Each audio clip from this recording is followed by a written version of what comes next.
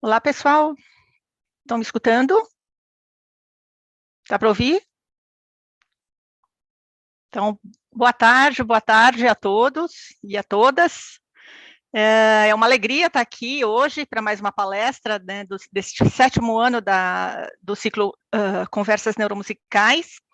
Hoje a gente tem aqui com a gente o professor João Fortunato Soares de Quadros Júnior. O professor João é professor adjunto vinculado ao Departamento de Música da Universidade Federal de Ouro Preto e professor do Programa de Pós-Graduação em Gestão de Ensino da Educação Básica da Universidade Federal do Maranhão. Professor colaborador do mestrado em Educação Musical da Universidade de Granada, na Espanha, onde ele realizou pós-doutorado com pesquisa sobre personalidade e preferência musical. É doutor e mestre em Educação Musical pela Universidade de Granada, mestre também em Música pela Universidade Federal da Bahia e graduado em Artes, com ênfase em Música, pela Universidade Estadual de Montes Claros. Desde 2015, coordena o Grupo de Ensino e Pesquisa Arte, Cultura e Educação, certificado pelo CNPq. Atuou como professor do Departamento de Música da Universidade Federal do Maranhão entre 2010 e 2021, onde foi coordenador de convênios e parcerias internacionais e coordenador do Núcleo de Humanidades do Centro de Ciências Humanas. É um prazer estar aqui com você, João. Hoje, o João vai falar hoje sobre o papel da música na promoção de bem-estar durante a pandemia, que é um assunto bem atual, né? Antes da gente iniciar a palestra, como sempre, eu vou pedir, por favor, para todos os participantes manterem os microfones e câmeras desligados enquanto o professor fala. E no final da apresentação, a gente então tem aquele tempinho para fazer as perguntas, ou pelo chat, ou pelo microfone. Fiquem à vontade para abrir o microfone, se preferirem falar diretamente. E então é isso, passo para você, João, a palavra. Vou tirar aqui essa minha tela, se você quiser compartilhar a sua. Tá certo, Patrícia. Deixa eu tentar ver se eu consigo fazer isso. Obrigada por aceitar o convite para participar aqui dessa série de palestras. Estou muito contente. Olha, primeiramente eu queria te agradecer, né, pelo convite a participar, né, do evento. Eu assisti vários outros para saber mais ou menos como era. Ah, que bom. E achei muito interessante e fiquei um pouquinho assim com medo, porque eu falei, gente, será que eu tenho alguma coisa para dizer que seja interessante? Ai, não, Então, olha, esqueci de dizer que o professor João saiu um artigo essa semana, super atual, né, sobre o uso da música na promoção de bem-estar durante a pandemia, né, na Frontiers in Psychology, que é um dos principais periódicos científicos, né, na área de psicologia. Parabéns, João, agora ao vivo. obrigado, Patrícia. Pois eu queria, primeiramente, vamos lá, né? Pelos protocolos, eu queria te agradecer pelo convite, né? Agradecer a todo mundo que se inscreveu, que está aqui participando. Espero que a gente possa conversar sobre algo que, ao meu ver, né, é fundamental, é muito importante atualmente, por conta da questão do Covid. A situação está cada vez mais complicada e a gente vai tentar ver aqui de que maneira a nossa área, né, a área da música, consegue contribuir para melhorar um pouco a situação, né?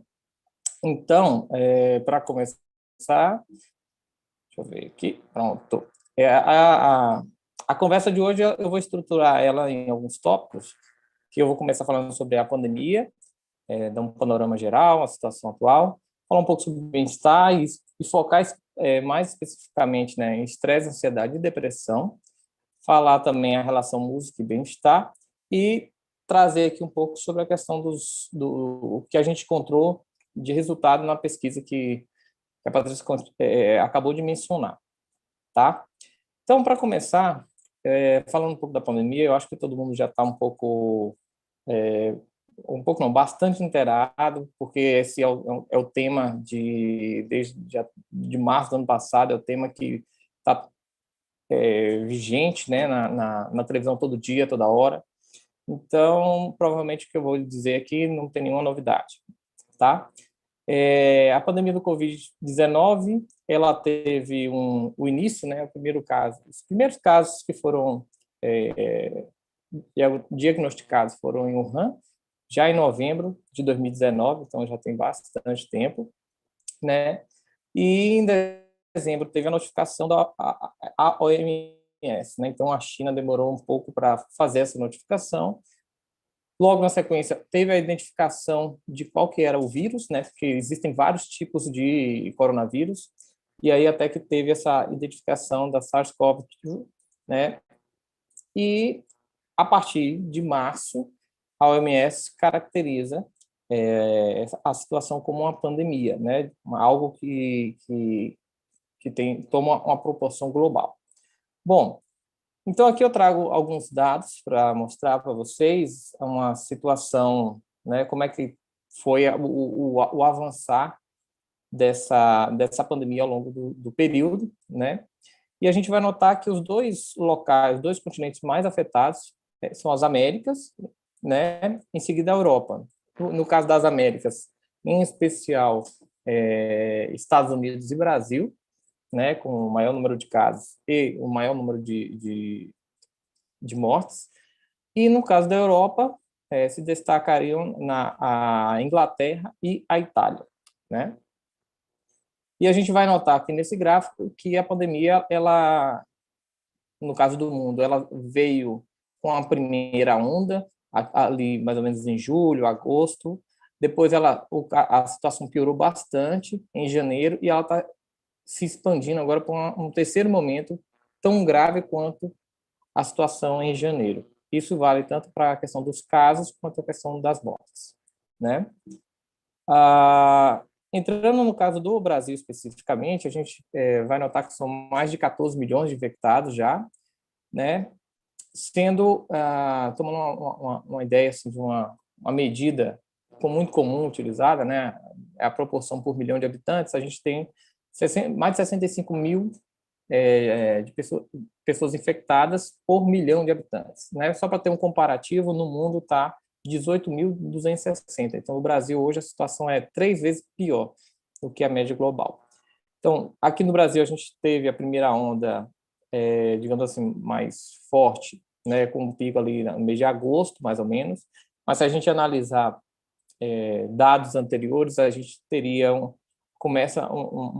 a primeira preocupação começa ali no mês de abril, maio, depois pontua em julho, agosto, e aí ela foi avançando, né? Então a gente teve um segundo momento aqui, mês de dezembro, janeiro, e ela agora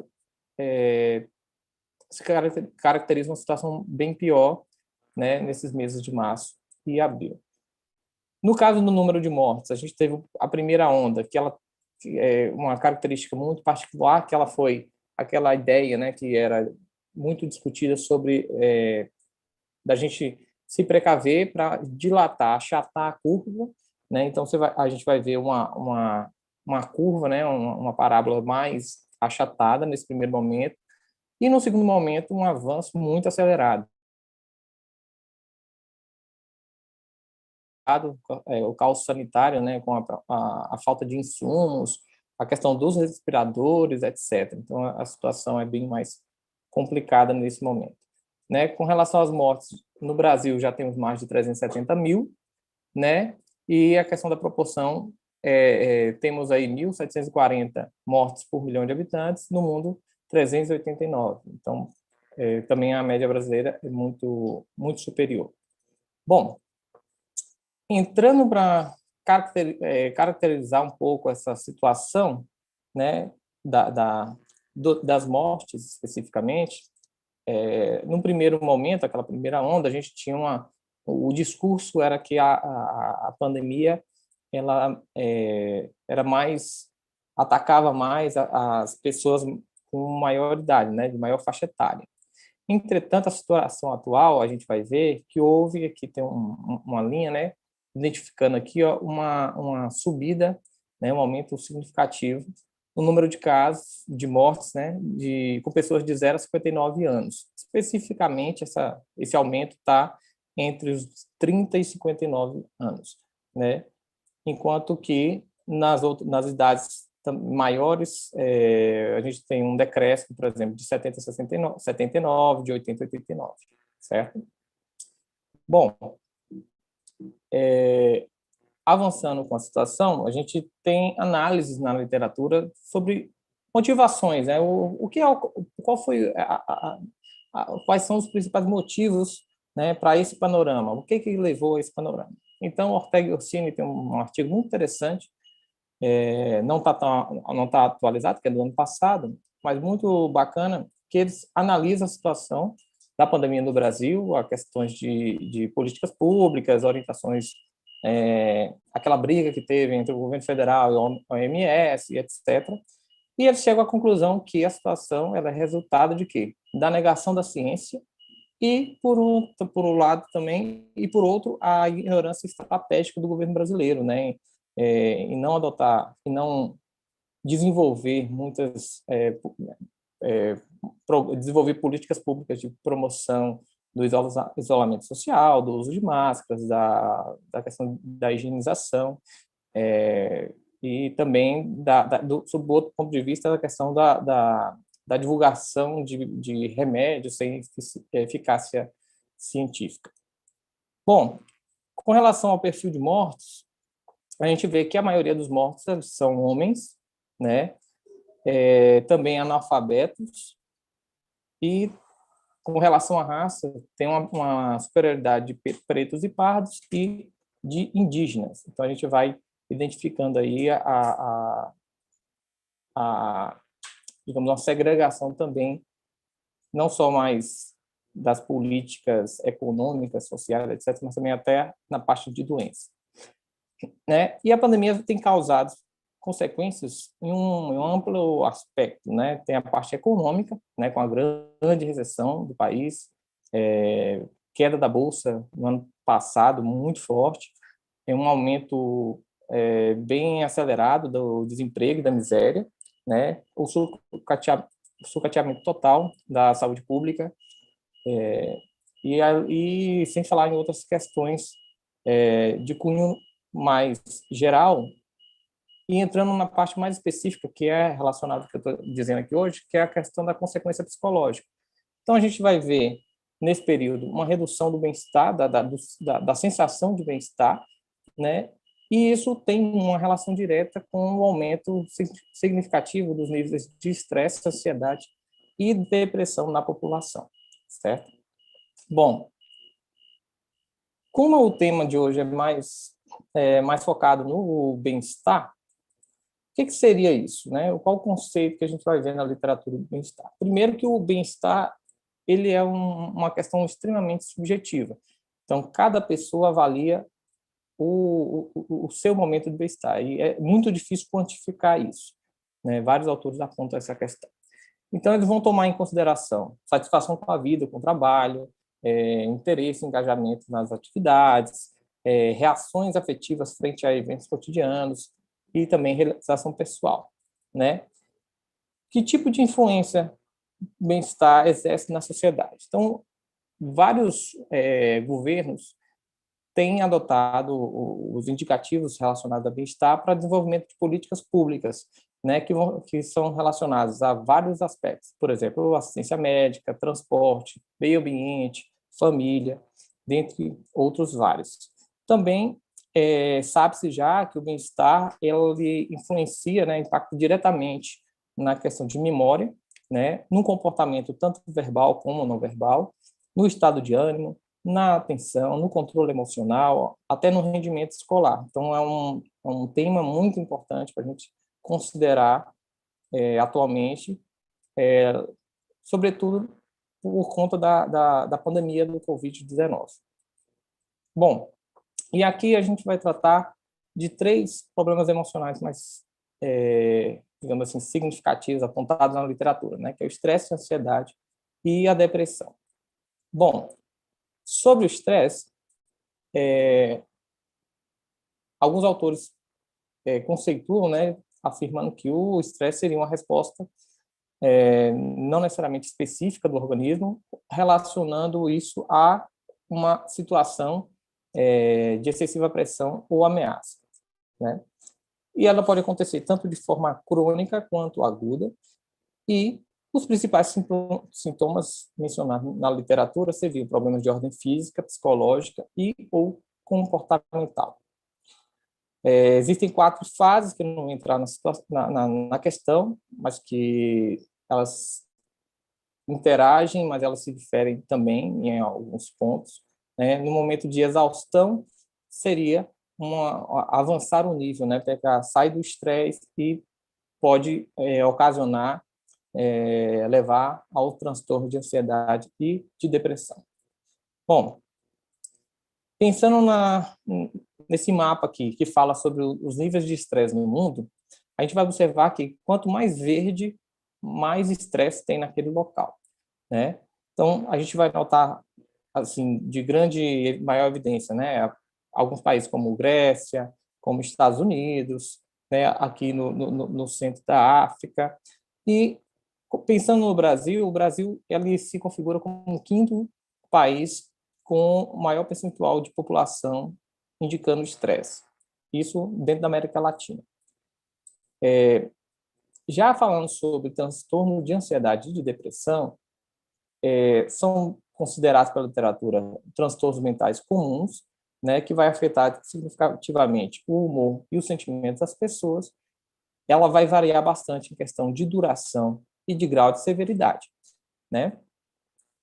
Quando a gente avalia situações de crise, como é da pandemia, a gente vai ver que o aumento desses 2 elementos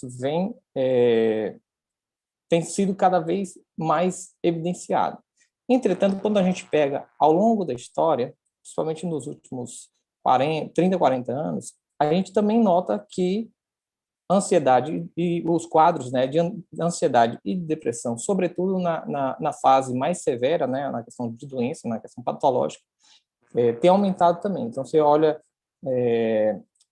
quadros ser mais comum quadros de uso de remédio, ansiolíticos, para controle desse distúrbio, tá? Então, comparando aí 2005 com 2015, houve um aumento na depressão de 18,4% e de ansiedade 14,6%. Né? Então, também são 2 elementos que devem ser avaliados quando se fala de bem-estar. Bom, sobre a ansiedade seria uma reação emocional desagradável que gera tensão, né, desconforto, pensamento apreensivo, sendo uma resposta de defesa do nosso corpo frente a situações consideradas perigosas ou ameaçadoras. Né? Ela pode ter 2 tipos de origem. Né? A primeira seria uma predisposição neurobiológica herdada, né? Uma questão genética, né? E uma desordem emocional temporária. Esse segundo seria um estado de ansiedade que é geralmente mais facilmente tratado. Ainda sobre a ansiedade, a gente fala que é a questão patológica, né? Quando ela é diagnosticado como uma patologia, né? Os efeitos se tornam extremamente exagerados quando comparados ao estímulo. Então, o que promove a ansiedade, o elemento motivador da ansiedade, ele é pequeno quando comparado à resposta. Então, se você tem qualquer tipo de discussão com uma pessoa que tem essa patologia, né, essas discussões são extremamente traumáticas, as brigas são muito recorrentes, existe um quadro também muito característico de falta de sono, sudorese, baixa autoestima, dentre outros sintomas que vai caracterizar essa patologia. Já com relação à depressão, ela é uma doença que pode ter o caráter tanto duradoura ou como recorrente, né, que vai provocar tristeza profunda e um forte sentimento de desesperança, né, uma definição da OMS. Ela prejudica de forma significativa o sujeito, e aí em vários aspectos, no rendimento acadêmico, laboral, nas relações sociais, na saúde física, na memória, dentre outros. Bom, principais sintomas da depressão desculpa, seria tristeza, perda de interesse ou prazer, sentimento de culpa, baixa autoestima, cansaço, falta de concentração, entre outros aspectos. E atualmente, a OMS estima que são 320 milhões de pessoas no mundo que sofrem de depressão, né? Então, essa doença torna-se cada vez mais grave e mais preocupante quando se observa uma correlação direta entre o número de casos de depressão e quantos desses levam ao cometimento de suicídio, certo? Então, pensando sobre um quadro comparativo também de níveis de ansiedade e depressão no mundo, a gente observa que a região das Américas apresenta o maior número de pessoas com ansiedade, né? Enquanto que a região da África são onde fica mais concentrado os quadros de depressão. Quando a gente compara os países mais ansiosos, a gente nota que o Brasil é considerado o país mais ansioso do mundo, né? Concentra o maior percentual de população ansiosa. Porém, quando a gente olha esse quadro para a depressão, o Brasil fica em quarto lugar dentre o maior número de pessoas com depressão, certo? Bom, chegando aqui no ponto chave da nossa conversa, vou falar um pouco sobre música e bem-estar, né? Como é que ocorre essa relação? Existe mesmo a influência da música no bem-estar, né? O nosso bem-estar, os elementos que compõem o bem-estar influenciam de alguma maneira na nossa seleção musical? Como é que isso funciona, tá? Bom, primeira coisa que é interessante falar é que essa relação música e bem-estar, ela vai variar em função do uso que cada pessoa faz da música, né? Então, tem pessoas que utilizam música como entretenimento, certo? Então, a relação dela, a influência do ouvir música, do fazer música, sobre o bem-estar é um. Já outra pessoa que usa a música como uma finalidade acadêmica ou, enfim, uma questão mais técnica, seria o impacto pode ser outro, bem diferente, né? Alguns autores afirmam que as experiências musicais, tanto de ouvir quanto de fazer música, elas ativam, né, regiões do cérebro associadas ao prazer e à recompensa. E aí, pensando na parte de escutar música, a gente vai notar na literatura que ela é considerada uma atividade relacionada à construção de relacionamentos, regulação do humor, das emoções, modificação de cognições, imersão emocional, dentre outras influências. Já a prática em grupo vai ajudar na construção e na reafirmação de identidades, melhora a expressividade comunicativa, proporciona conforto, reduz a solidão e aumenta também a sensação de felicidade. Por outro lado, ela vai promover esse ato, né, de reunir grupos para fazer música de maneira conjunta, ela vem promover também a interação social.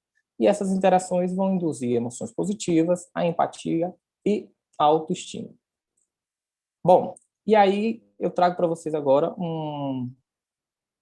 digamos assim, os principais elementos relacionados à publicação que saiu agora na Frontiers in Psychology, né, que foi uma pesquisa de âmbito global, reuniu 24 autores, né, pesquisadores de diferentes partes do mundo, e que tentou relacionar como a música, né, tem sido utilizada para garantir o bem-estar nesse momento da pandemia, né? É uma pesquisa coordenada pela professora Rony Granot, da Universidade Hebrew University of Jerusalém, ela e o professor Daniel Spitz, né? E aqui nós vamos ter como perguntas norteadoras dessa pesquisa, né? Música é uma atividade eficiente para atingir objetivos relacionados ao bem-estar sob condições extremas de estresse? Então, esse foi o primeiro, era o ponto de partida na hora das reuniões que a gente tinha para discutir, né? Como ia ser desenvolvida essa pesquisa. E a outra questão também que norteou esse estudo foi: música é mais eficiente do que outras atividades diárias, né? Então, pensando nessas duas perguntas, né, refletindo sobre essa questão, a gente definiu esse objetivo, que era conhecer o uso e a eficácia percebida da música para atender às metas de bem-estar, certo?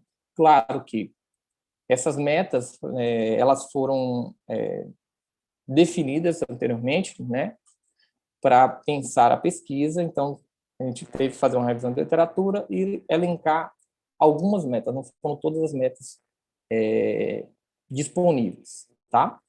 Bom, com relação ao método, foi utilizado um survey online, né, pela plataforma Qualtrics, e tivemos aí conseguimos coletar, né, mais de 5.000 participantes de 11 países. Então, teve gente da Argentina, Brasil, Colômbia, Estados Unidos, Inglaterra, Holanda, Israel e mais alguns que eu agora não me recordo. Com relação aos instrumentos de coleta de dados, a gente fez um compilado de vários questionários, né?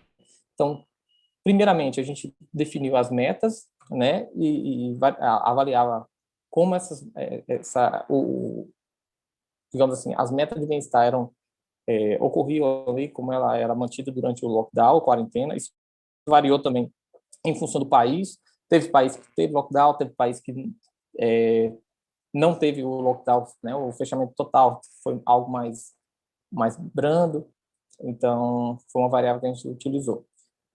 Que tipo de atividades utilizava para se atingir essas metas, né? E aí teve a atividade musical, né? Ouvir música, fazer música, tem atividades físicas, atividades de diferentes naturezas. Bom, aplicamos também um questionário de personalidade, né? Uma versão reduzida desse Item Personality Inventory, a versão com 10 itens apenas, né? Aplicamos também um questionário sobre depressão, ansiedade e estresse, um sobre resiliência.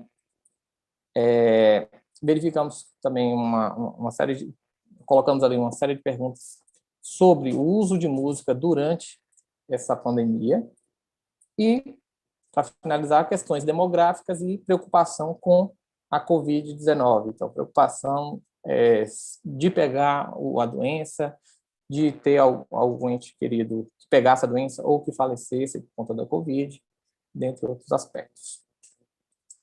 Bom, pensando agora nos resultados da pesquisa, certo? Primeiramente, sobre as metas de bem-estar. Então, a gente conseguiu comprovar que as metas que a gente propôs, de fato, condiziam com o que os participantes consideravam, né? E aí a gente conseguiu observar que o prazer foi a principal meta indicada pelos participantes. Depois, desafogar, né? Aliviar as emoções negativas. Uma terceira meta era a autoconexão.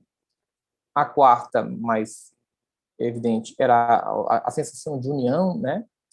E também a promoção de diversão, né? A questão da excitação, da felicidade.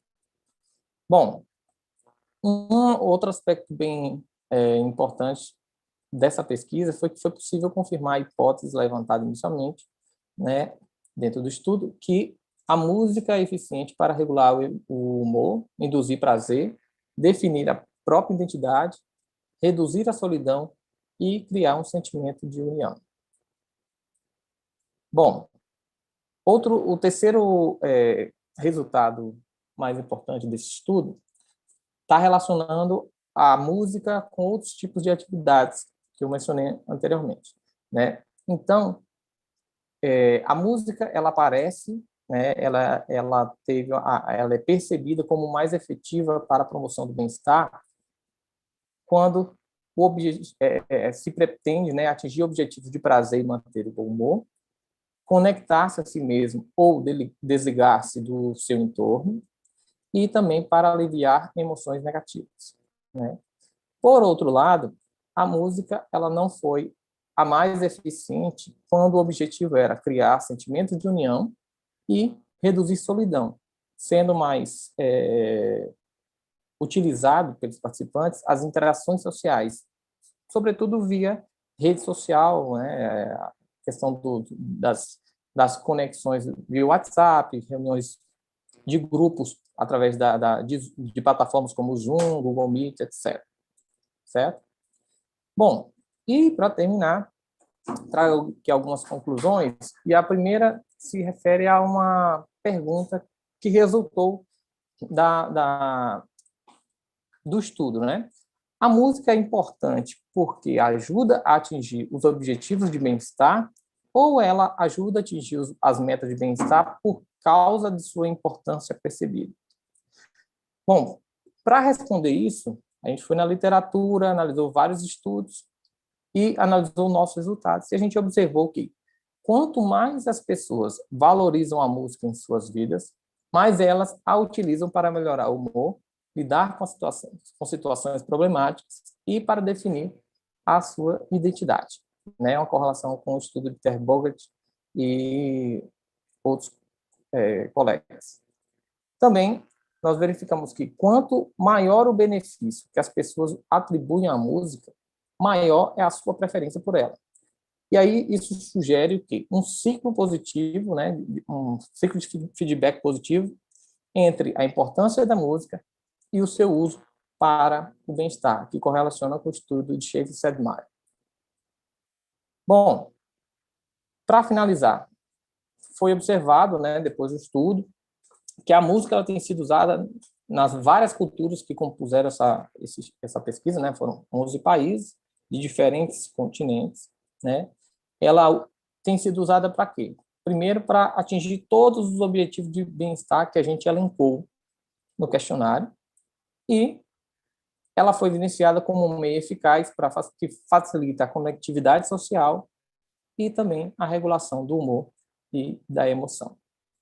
Com isso, eu queria agradecer a paciência de todos vocês, o convite da Patrícia, né, para o espaço que foi dado, e fico à disposição de vocês para qualquer questão que queiram levantar. Tá certo? Obrigado. Obrigada, João. Parabéns aí pelo trabalho, muito legal, muito bacana essa sua publicação. Fiquei muito feliz de poder acompanhar esse processo, essa publicação essa semana, e justamente na semana em que você veio para cá, né, para as nossas palestras, foi providencial aí. Então, a gente tem bastante tempo para perguntas agora, né, bastante tempo para conversar. Fiquem à vontade, se quiserem agora abrir os vídeos, microfones e bater um papo aqui com o João, fazer perguntas. Deixa eu ver se tem já alguma coisa aqui no chat.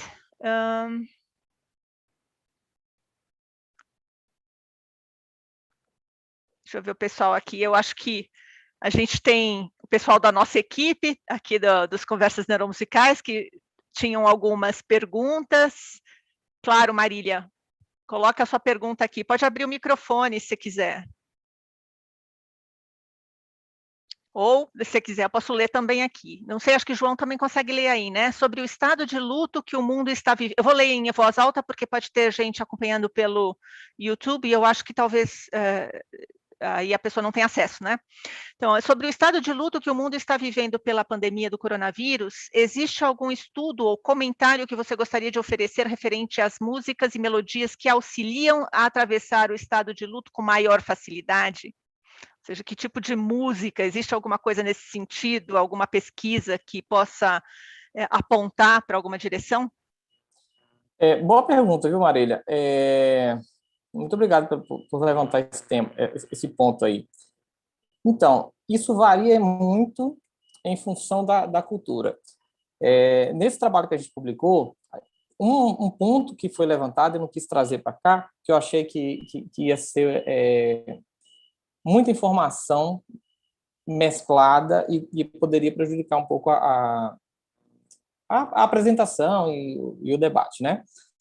Mas muitas pessoas mostraram, né, evidenciaram no trabalho o uso de música relacionada à nostalgia, né? Só que isso aí vai variar muito em função da cultura. Então, teve gente que usou música relacionada a isso porque o fato de você estar, por exemplo, dentro de casa, com seus pais, com avós, etc. e tal, faz com que as trocas musicais aconteçam de maneira mais frequente, né? Então, o seu pai ou o seu avô, quem quer que seja, né, coloca ali uma música, digamos, do Roberto Carlos, da década de 60, e você acaba compartilhando desse momento, né, uma apreciação musical conjunta, né? Outros já apontam essa relação com a nostalgia, né, como um elemento importante para superar esse momento de luto,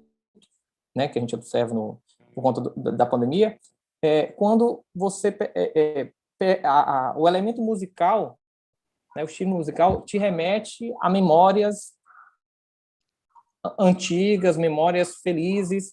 Então também era um fato muito recorrente. Tem por exemplo, no caso da Espanha, teve isso a gente não colocou no artigo, mas durante o debate, né, no planejamento da pesquisa, a gente conseguiu, conversando com colegas da Espanha, eles disseram que uma música que era, acho que da época dos anos 40, 50, voltou a ser muito tocada na Espanha como se fosse um hino para a resistência à situação da pandemia, entendeu? Então, isso também acontece. Por exemplo, no caso da Itália, né, a questão do fazer música em conjunto, né? A gente vê aquela questão do balcony sing, né, das pessoas se reunirem nas varandas de casa e cantarem, cada um na sua casa, e tocarem juntos e tal. E geralmente o repertório ali não era um repertório contemporâneo, era um repertório atual, tipo Black Eyed Peas, essas coisas. Não, eram músicas antigas, né? Até o próprio Bella Ciao, que foi uma música bastante evidenciada na série La Casa de Papel, né, da Netflix, é uma música antiga. Então, tinha também essa relação. Então, acredito que essas músicas, ou por conta das trocas musicais com pessoas né, mais velhas e tal, por conta dessas reuniões familiares obrigatórias, digamos assim, ou por músicas que remetiam a situações positivas no passado. Respondi? Se tiver dúvida, pergunte novamente, que eu tento melhorar a resposta, tá bom? A gente tem mais uma pergunta aqui do Guilherme, deixa eu abrir a pergunta aqui novamente. O Guilherme está te provocando aqui de um outro trabalho que você fez. Ele está pedindo para você comentar um pouco sobre a influência da personalidade no bem-estar. Eita, pois sobre a personalidade, o trabalho que eu fiz foi um trabalho relacionado com preferência musical, né? Mas então vocês chegaram a perguntar, aplicar um questionário, né, de personalidade nesse? Nesse aqui a gente até fez digamos assim, como é que eu vou lhe explicar? Dos resultados que a gente obteve, né, com relação à personalidade, a gente verificou que um traço de personalidade era muito evidente com relação a essa parte como se diz, do bem-estar, né, que era a abertura à experiência. Então, o fato, né, de você pontuar mais ou menos na abertura à experiência promoveria uma escuta maior ou menor de alguns tipos de música. Por exemplo, música erudita, né? E essa música erudita estaria relacionada diretamente a um momento de nostalgia. Então, no trabalho a gente tentou fazer mais isso, pegou a personalidade e relacionou um pouco com nostalgia. Entretanto, E aí eu vou puxar um pouco desse trabalho de preferência e personalidade, né? A gente observa que alguns traços de personalidade potencializa a escuta de determinados tipos de gêneros musicais, né? E aí, correlacionando com o que eu estou falando hoje, determinados de tipos de gêneros musicais aparecem mais positivamente relacionado por exemplo, a regulação de humor. Por exemplo, hip hop, né? O rap. Você tem uma música que caracterizada pela literatura como uma música que te excita muito. Então, isso, pensando no que a gente está falando, sim, ela promoveria, né, uma série de emoções positivas que ajudariam, né, contribuiriam para você ter uma sensação de bem-estar melhor. Então, tem essas conexões que a gente pode fazer. Não são, digamos assim, não é o mesmo estudo, mas são estudos conectados, entendeu? Uhum. Tem uma outra pergunta da Marília aqui, bem interessante. Você conhece algum estudo, João, que tenha usado música na recuperação de pacientes pós-UTI, ou mesmo durante a terapia intensiva? Você tem algum conhecimento desse tipo de trabalho? Então,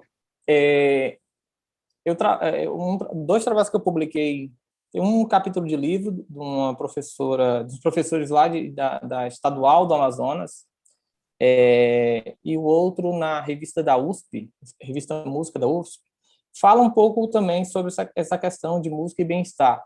Um mais sobre estado de ânimo especificamente, o outro relacionando bem-estar e estado de ânimo tudo junto, né? Não se os estudos que eu tive contato, eles tratavam não especificamente de um tipo de música, mas tratavam mais de o efeito que a música pode promover, né, em pacientes dessa situação. Então, por exemplo, existem estudos que já comprovaram, não estudos feitos por pessoas da minha área, que é a educação musical, né, que é mais de onde eu falo, né, não são estudos feitos por educadores musicais, mas são estudos feitos por médicos, né, por neurocientistas, cirurgiões, etc., que têm comprovado que a música ajuda na recuperação mais rápida do paciente pós-cirurgia, por exemplo. Né? Existem casos que a música tem sido utilizada logo após que o paciente sai do centro cirúrgico, ele é submetido a sessões, né, de audição de música, e isso tem uma influência significativa na recuperação dele, inclusive reduzindo o uso de medicações. Então, que é algo que os profissionais da música às vezes ouvem falar, mas a gente pouco usa no nosso meio, digamos assim, né, para evidenciar, né, ou para juntar evidências do quão importante é a nossa área. Então, eu acho que esse tipo de perspectiva, né, de olhar também para as outras áreas é importante para a nossa ótica, né, do nosso contexto musical, certo?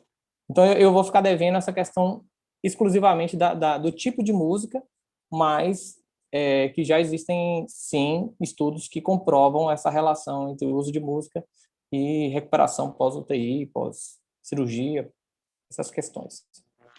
Eu acho que um diálogo interessante é que eu vou provocar uma amiga minha aqui para abrir a câmera e o microfone, Elisete. Elisete trabalha com... Ela é enfermeira, né? A formação dela é enfermeira, e ela até está comentando aqui, olha, apareceu, que eles estão com o projeto, ela trabalha no Einstein, e é uma pesquisadora super ativa, e ela está comentando aqui que eles estão com um estudo agora, uma pesquisa, né, sobre o uso de música como estratégia de coping, né? Então, queria que ela fizesse esse contraponto aqui com você, já que a gente está falando em conversas entre áreas, né? A gente tem um músico e a enfermeira aqui que pode fazer esse diálogo, né? Obrigada, Paty. Primeiro, que saudades, né? Saudades, E, João, parabéns pelo trabalho. Vou ler depois com calma aí a sua publicação, que eu achei muito, muito interessante. Na realidade, eu trabalhei com música há muito tempo atrás, então a gente viu, sim, aí impacto, principalmente, eu acho que está relacionado à estrutura musical. Essa é uma antiga conversa que a gente tem, né, Patrícia, sobre quanto que as estruturas musicais estão associadas a determinados impactos em desfechos clínicos que a gente vê, né? E nos últimos anos eu venho trabalhando mais numa linha de pesquisa de natureza e saúde, mais por conta da pandemia, né? Emergiu de novo a questão da música numa série de circunstâncias. E lá no Einstein a gente acabou criando algumas músicas para os profissionais de saúde que atuam na UTI, né? Eu vi aí que tinha uma pergunta sobre os pacientes, mas na realidade a gente criou para os profissionais da linha de frente, né? E isso foi feito de uma maneira colaborativa. E aí, o que a gente está analisando agora o que essas músicas traziam, né? Porque então, na hora que você vai escolher uma música para alguém, da mesma forma como a gente viu acontecer nas varandas, né? Isso veio muito olhando para essa experiência das varandas, por que as pessoas foram cantar, e aí o que é que elas foram cantar? Né? Então, assim, a gente ficou meio que intrigado com isso e a gente está avaliando esses repertórios, né? Então, uma das coisas que a gente viu, né, que a gente está avaliando isso, mas assim, surgiu assim as questões da resiliência, surgiu sim o Bela Tchau, porque é a questão da resistência, né? Então, assim, a gente tem um inimigo mesmo e nós vamos resistir.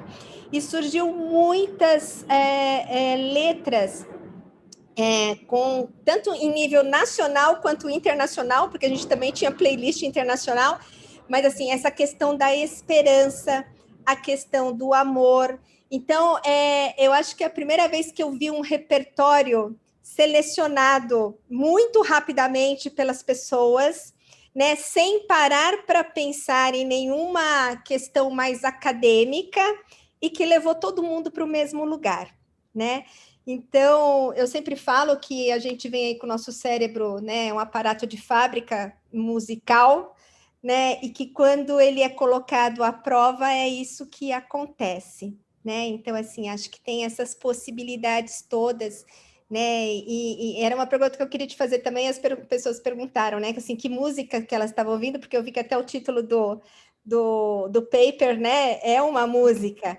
Então, você vê, assim, eu não sei se essa música apareceu por alguma razão ou se vocês intuitivamente, né, foram lá e escolheram a música que tem a mensagem para dar para esse momento, né? Então, acho que foi tudo muito casado, por isso que me parece muito que é uma estratégia de coping, inclusive coletivo, que é uma coisa que a gente não está muito habituado a ver.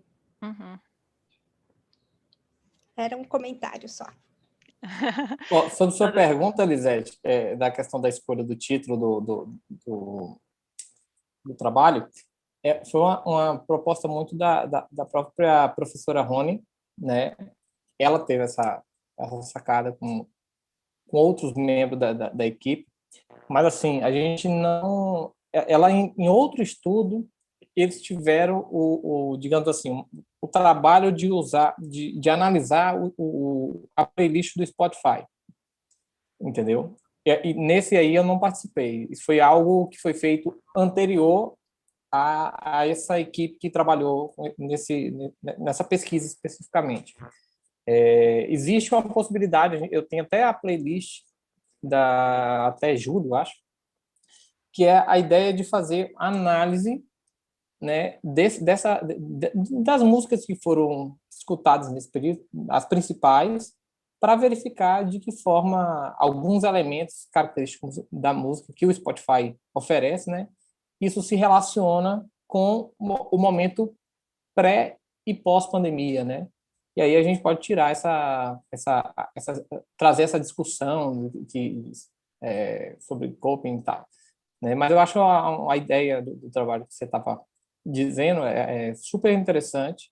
A gente também trabalhou essa parte de resiliência, mas como eu falei, é um recorte do que eu estou colocando aqui, sabe? Mas acho que vale a pena. Se vocês puderem olhar lá, está mais completo, mais fidedigno. Com certeza. Mas parabéns. Elisete, obrigada aí pela sua intervenção aqui. Muito legal, estou com saudades, a gente precisa conversar. A Elisete já foi palestrante aqui nas Conversas Neuromusicais, acho que no primeiro ano das Conversas Neuromusicais, está na hora de voltar, né, para falar talvez sobre esse seu estudo. Então, João, tem mais uma pergunta aqui, ó. Quantos brasileiros participaram do estudo? Então, foram... A gente não reporta isso no artigo, mas assim, que eu era o coordenador dessa parte, a gente teve aproximadamente 500 participantes, mais ou menos isso, aqui do Brasil.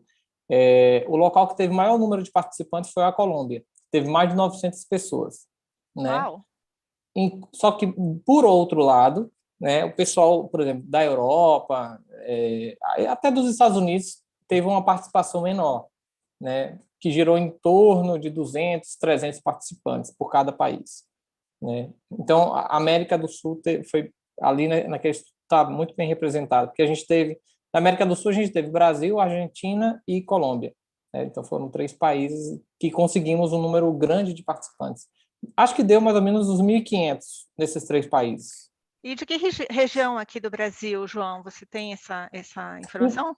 Então, a informação precisa eu não tenho, porque o questionário ele não tinha uma pergunta para a pessoa dizer de qual estado, etc., né? Era geral, né? E era anônimo.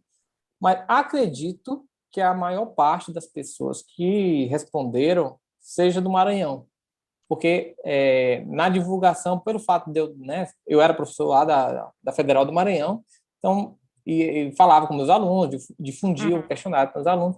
Então, acho que a maior parte dos respondentes foram lá do Maranhão. Não tenho certeza, mas acho que foi isso. Acho que temos uma pergunta aqui pelo YouTube.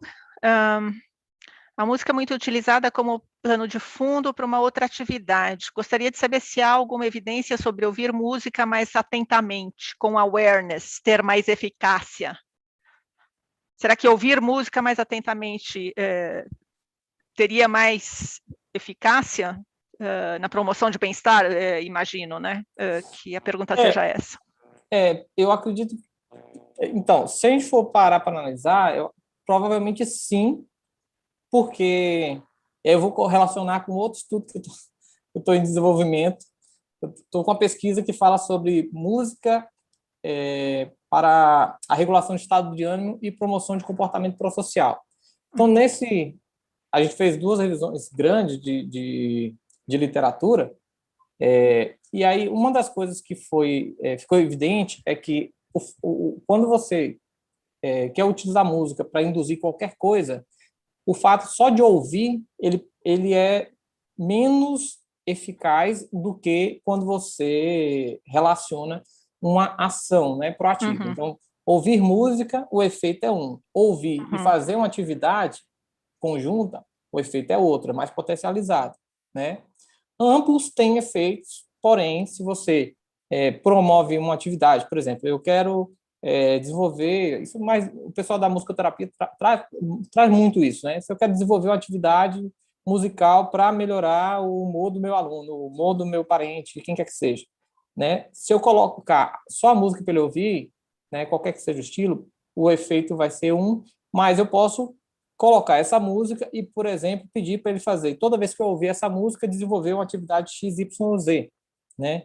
Que é o que a gente está pretendendo fazer, o protocolo de intervenção que a gente vai fazer nesse estudo que eu estava comentando, né? Que, inicialmente, a ideia era só colocar música dentro do ambiente escolar para fazer uma relação, assim, de tentar reduzir violência estudantil.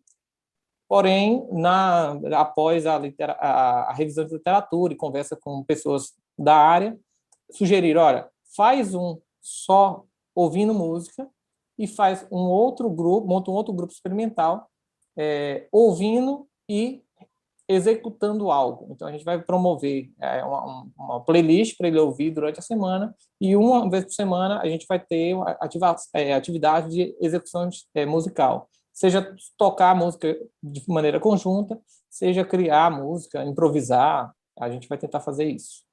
Então, mas acredito que sim, então a relação, ouvir música mais atentamente promova um efeito mais, digamos, mais evidenciado, né? Mais forte do que a música de pano de fundo. Eu vou juntar duas perguntas em uma aqui.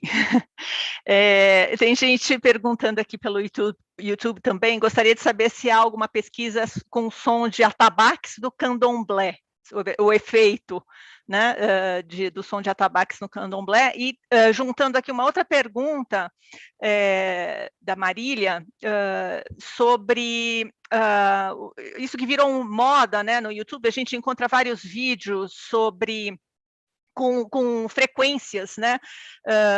Frequência alfa, beta, gama, com o intuito de facilitar a concentração, relaxamento, bom humor, etc. O que você poderia trazer para a gente com relação a isso? Você conhece algum trabalho nesse sentido que tenha avaliado esse tipo de estímulo musical ou de frequências na promoção de bem-estar? Ou, enfim, na promoção de saúde de uma maneira mais ampla? Então, sobre o primeiro, né, que é a relação do som do tabaco do candomblé, eu não tenho conhecimento sobre isso, mas não sei se vai servir, talvez sirva de alguma maneira, de estudos que eu fiz na época que eu morava no Maranhão. Eu trabalhei muito com a parte de cultura popular lá, então eu trabalhei com a parte do pessoal do tambor de crioula, também trabalhei muito com o pessoal do Bumba Meu Boi, inclusive quem quiser tem um livro sobre aprender a dançar e a tocar e um pouco de história sobre o Bumba Meu Boi, muito legal. E aí o que a gente viu lá, assim, eu não tenho dados especificamente sobre isso, mas isso mais uma observação do que dados propriamente coletados, era que o fato, por exemplo, do tambor de crioula em si, né, o fato da execução dos tambores, o tipo de toque que eles utilizavam e tal, promovia um momento ali o momento de celebração deles era um momento muito energético, assim, sabe, de potencializar um bem-estar entre os participantes, não os executores exatamente, o pessoal do grupo tocando ou o pessoal que dançava, mas aqueles que observavam, né? Isso é uma característica muito própria das músicas que são executadas em grupos de cultura popular, né? Manifestações populares. Então, eu falo isso do tambor de crioula, mas posso falar a mesma coisa do Bumba Meu Boi, a mesma coisa no candomblé. Se eu pego alguma manifestação musical da África, a gente vai ter esse efeito muito semelhante, que é o quê? É promover, incitar que você queira participar, se envolver naquela manifestação, naquele ambiente ali. Claro que isso também é muito subjetivo, né? Depende muito do interesse, entre outras variáveis na discussão. Mas talvez para a pessoa que perguntou lá no YouTube, talvez isso ajude, né? Talvez ela esteja desenvolvendo uma pesquisa relacionada ao candomblé e esse tipo de informação, essa observação, possa ajudá-la a direcionar um pouco o trabalho. Com relação a outra questão, eu não tenho informação sobre essa questão das ondas, mas é um tema um pouco complexo quando a gente fala sobre o uso de música, por exemplo, para melhorar, ou o uso de música na hora de estudar ou ler um livro, ou estudar uma matéria, etc. Varia muito de pessoa para pessoa. Por exemplo, né, eu sou músico, adoro música, amo música, mas na hora de ler um livro, um texto, qualquer coisa que seja, se estiver tocando um sonzinho mais baixo possível, eu não consigo me concentrar de jeito nenhum. Porém, conheço várias pessoas que só conseguem desenvolver qualquer tipo de trabalho se tiver ouvindo algum estímulo musical. Então, isso pode ter uma relação direta com o perfil de cada ouvinte. e não necessariamente o tipo de música que se ouve ou a onda sonora, a frequência esteja relacionada. Mas eu não sei dizer precisamente sobre algo relacionado a isso, porque realmente é algo que eu não tenho estudado. Isso tem a questão das preferências, né, são muito importantes, né, não só as preferências, mas os hábitos de estudo também. Se a pessoa sempre estudou com música, ela vai conseguir estudar com música. Se ela nunca estudou com música, se você coloca uma música no fundo, provavelmente aquela música vai atrapalhar, né? Também tem a questão da música ter letra ou não ter letra, né, vocal ou não vocal, ser instrumental, personalidade, né? Dizem que os introvertidos têm mais dificuldade de estudar de estudar ou trabalhar, fazer qualquer tarefa cognitivamente mais complexa, né? Com música de fundo, né? Então não tem uma receita, né? E vai muito de hábito. Por exemplo, no meu caso, eu descobri, quando eu tinha uns 15 anos, que o meu método de estudo mais eficiente, que eu gastava menos tempo e aprendia mais, era ler a matéria caminhando.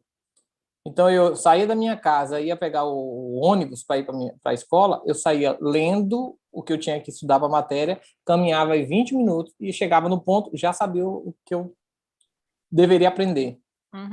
Né? Então, mas se eu tentasse ler, e eu tentei fazer isso, tentasse ler dentro do ônibus, que era um momento que eu estava sentado, confortável, etc. e tal, não conseguia, não entrava nada na minha cabeça. Então, eu acho que essa relação que eu fiz está muito a ver com ativação da atenção. Então, o fato de eu me movimentar, naturalmente, digamos assim, incitava que eu tivesse em estado de alerta, né? Ficasse mais atento e também pela atividade que eu estava desenvolvendo, que o meu foco era a leitura, eu estava atento àquilo que eu estava fazendo. Então, às vezes, no meu caso também, eu gosto de me utilizar muito como exemplo. A música me tira a atenção, né? Porque não é me tira a atenção, tira o foco do que eu gostaria de estar, que era estar ali lendo e prestando atenção.